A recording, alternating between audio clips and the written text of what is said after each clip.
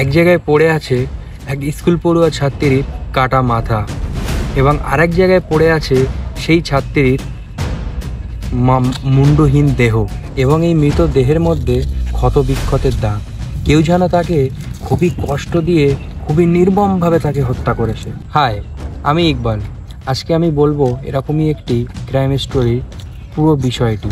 এই স্কুল পড়ুয়া ছাত্রী সে পঞ্চম শ্রেণীতে পড়তো, একে কিভাবে খুনটা করেছে এবং কে এই খুনটা করেছে এবং কোথায়, পুরো বিষয়টি বলবো আজকের এই ভিডিওতে। তো চলুন দেরি না করে শুরু করি আমাদের আজকের মেন টপিক। আরেকটি কথা বলবো, আমার এই চ্যানেলটি একদমই নূতন, আমার চ্যানেলটিকে সাবস্ক্রাইব করে রাখবেন এই ধরনের ক্রাইম স্টোরি ভিডিও পেতে।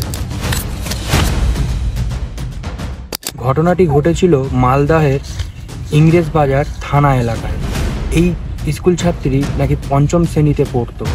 বাড়ির সামনে নাকি সে খেলা করছিল এবং এই খেলা যখন করছিল তখনই একটা ছেলে এসে তাকে নাকি কিডন্যাপ করে নিয়ে যায়, তাকে নিয়ে চলে যায় এবং দুদিন সে নিখোঁজ থাকে এবং তার বাড়ির লোক এবং পাড়া প্রতিবেশীরা তাকে দুদিন ধরে অনেক জায়গাতেই খুঁজে বেরিয়েছে, কিন্তু তাকে কোথাও খুঁজে পায়নি।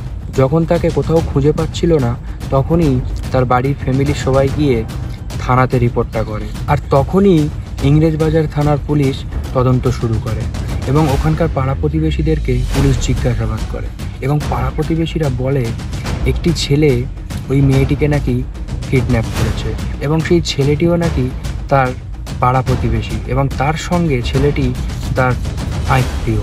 পাড়া প্রতিবেশীর কাছে জিজ্ঞাসাবাদ করার পর পুলিশ ওখানকার সিসিটিভি ফুটেজ চেক করে এবং চেক করার পর পুলিশ শিওর হয়ে যায় যে ওই ছেলেটি মেয়েটিকে কিডন্যাপ করেছে এবং তারপরেই পুলিশ গিয়ে ওই ছেলেটিকে গ্রেপ্তার করে নিয়ে আসে এবং ছেলেটিকে প্রথমে জিজ্ঞাসাবাদ করলে ও তো কিছুই বলেনি, কিন্তু ছেলেটিকে যখন বিভিন্ন রকমভাবে পুলিশ জেরা করছিল এবং তারপরে পুলিশ যখন একটু চাপ দিল তখন ছেলেটি সবটা স্বীকার করে এবং ওই ছেলেটির বয়ান অনুযায়ী পুলিশ ছেলেটিকে সঙ্গে করে নিয়ে আমবাজার এলাকায় যায় এবং ছেলেটির বয়ান অনুযায়ী একটি নির্জন জায়গা থেকে ওই মেয়েটির কাটা মুন্ডহীন দেহ উদ্ধার করে ও একটি গুদামের ছাদ থেকে ওই মেয়েটির যে কাটা মুন্ডুটি সেটা উদ্ধার করে পুলিশ এবং এই ঘটনা ছড়িয়ে পড়ে পুরো ইংরেজবাজার থানা এলাকায় এবং ওখানকার পাড়া প্রতিবেশীরা ওই ছেলেটির উপরে ক্ষিপ্ত হয়ে ওই ছেলেটির বাড়িটা পুরো ঘেরোয়া করে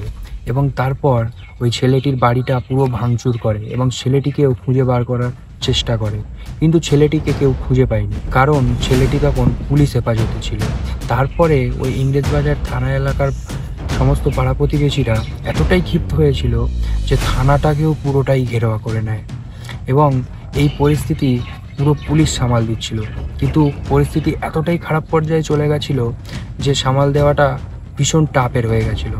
তখনই ইংরেজবাজার পৌরসভার যে চেয়ারম্যান উনি ওখানে আসেন এই পরিস্থিতি সামাল দেওয়ার জন্য। ওখানকার পাড়া প্রতিবেশীরা পুরো ইংরেজবাজার থানাটাকে যখন ঘিরে ফেলেছিল, ছেলেটি একটাই কারণে বেঁচে গেছে, সে পুলিশ প্রোটেকশানে ছিল, সেই জন্য ছেলেটি বেঁচে গেছে। ছেলেটি নাকি মেয়েটিকে কিডন্যাপ করার পর ছেলেটি যে ওর আত্মীয় মেয়েটি বুঝতে পারে এবং তারপরেই নাকি ছেলেটি এই বুঝতে পারার কারণে মেয়েটিকে এরকমই নির্মমভাবে হত্যা করে এবং এই ইংরেজবাজার পৌরসভার চেয়ারম্যান ওখানে আসার পর তিনি বলেন পঞ্চম শ্রেণীতে পড়া এই ছাত্রী মালদহের একটি ইংলিশ মিডিয়াম মধ্যম স্কুলে পড়তো এবং তার এইরকম খুনের ঘটনা মেনে নেওয়া যায় না, তার সেই কারণে এই অভিযুক্ত ছেলেটিকে আইন অনুযায়ী কঠোর থেকে কঠোরতম শাস্তি হবে এবং পাড়া প্রতিবেশীরাও বলে আমরাও ছেলেটির কঠোর থেকে কঠোরতম শাস্তি চাই। আমার আজকের ভিডিওটি এই পর্যন্ত, দেখা হচ্ছে পরের ভিডিওতে। ততক্ষণে ভালো থাকবেন, সুস্থ থাকবেন ও সাবধানে থাকবেন।